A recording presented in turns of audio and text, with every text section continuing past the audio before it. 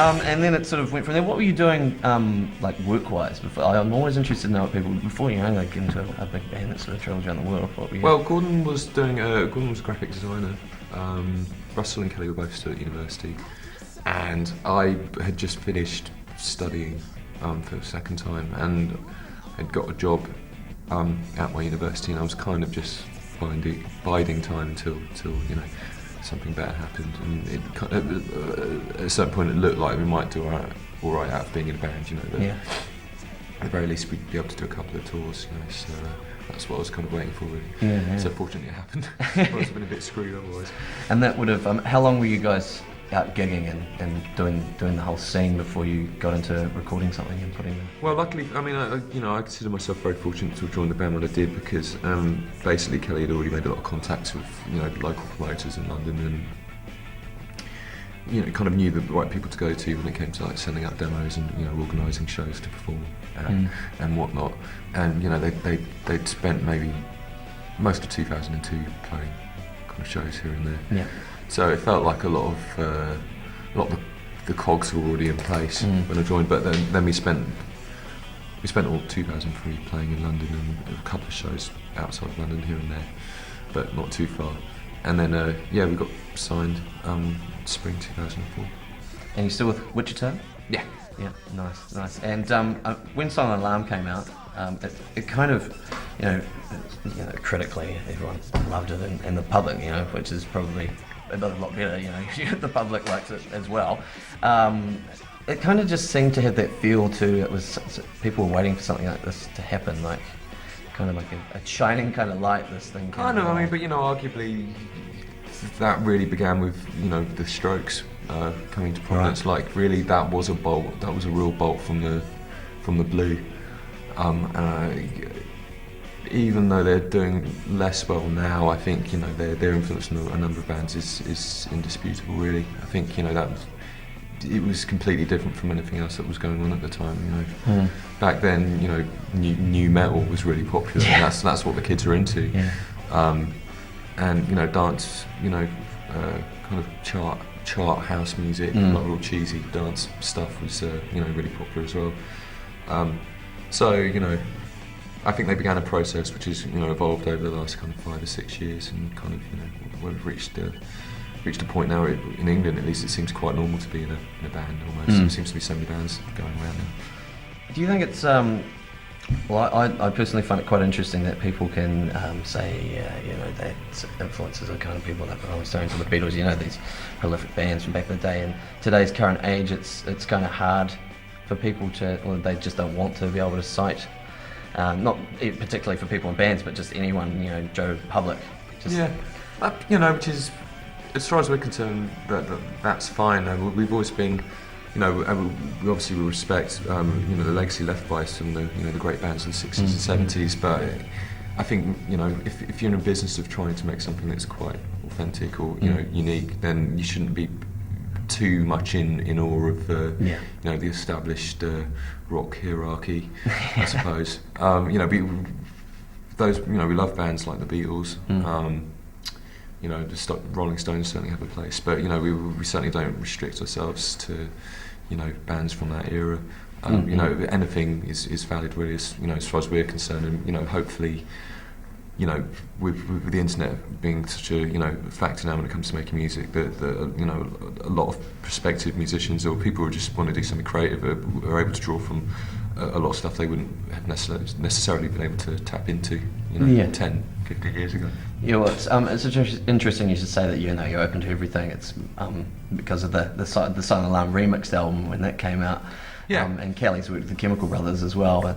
I mean, it's how does that sort of stuff come about? Do you guys sort of connect in the same sort of circles? And well, I think the Chemical Brothers thing came about. I think they got in touch with our management, and obviously they were aware that Kelly was like the hot new singer on the scene, so they wanted to, they were quite keen to work with him. The remix stuff was basically, I mean, that record was an accumulation of stuff we'd had, we'd commissioned, for B-sides, and we just kind of really put it out on a record just for convenience, for people who actually wanted to get the whole lot. you know, it wasn't a hard sell or anything like that. It was just there, and you know, people could have it if they wanted. Yeah, yeah. And you know, or just ignore it completely if not. Yeah, I mean, yeah, we definitely, you know, we've made a few friends along the way who you know, we've tried to collaborate with when possible. But you know, I think the problem is when you start doing fairly well as a band, you know, you spend more time touring than recording, which is great. But you kind of start off to make music rather than, you know, perform the whole time. Yeah. So I think actually just doing our own stuff is always kind of a lot higher on the agenda than kind of anything on the side. Yeah. For the time being, anyway. Do you get much time off? Or are you just constantly on the road or in the studio? This year, well, we've just come off a 2-week holiday, which is like the first proper break we've had since late January. But you know, we knew what to expect this time around. Yeah. You know, there's no excuses for being, oh no, can't handle you expert for touring. Because I mean, you know, with Silent Alarm, excuse me. You know, we had no idea it was really going to reach as many people as it did. You know, that came as a real big surprise to all of us, and it did take took a while to adjust for a time. And what do you do when you get time off? Do you just completely like stop music and just go and do something else? Or? Yeah, I think it's slightly different for the others in the band. You know, Kelly is kind of like the main kind of driving force, really. So. Sometimes he finds it quite hard to shut his mind off. You know, it really helps him to keep creating. You know, and that's something, you know, that really, you know, that he really enjoys. You know, the kind of fermenting of ideas and stuff. But you know, it's also good to get some time away from that when you can as well. Yeah. Like, you know, just like really, just try and reconnect with your friends and your family, and you know. Some leisurely water sports. Or Yeah, some water sports definitely. Maybe go and see those cats again with the brick and. A bit of you know, ritual like domestic pet being.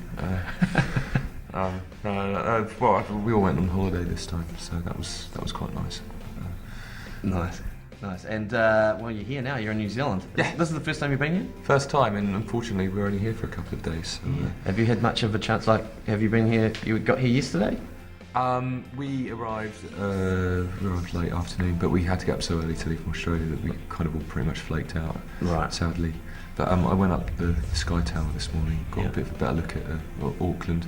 But you know, it's a real, I mean, there's a real impetus now to come back on holiday when we can, because you know, it appears to be a beautiful country. Do that. Go for a bit of a tiki tour. Definitely. Just around the whole country. Nice. And so Weekend in the City's out. It's been out for a while. Came out this year, and you've obviously been doing some extensive touring with that. I've listened excessively to both albums because I love the music, and it kind of the first album kind of sounds like, you know, sort of a bang, and it sort of sounds like there was almost like a bit of frustration or a bit of anger coming out on that needed to be vented, and it came out on the album. Second one's a bit more mature, tells a bit more of a story, a bit more of a sort of a growing up kind of album.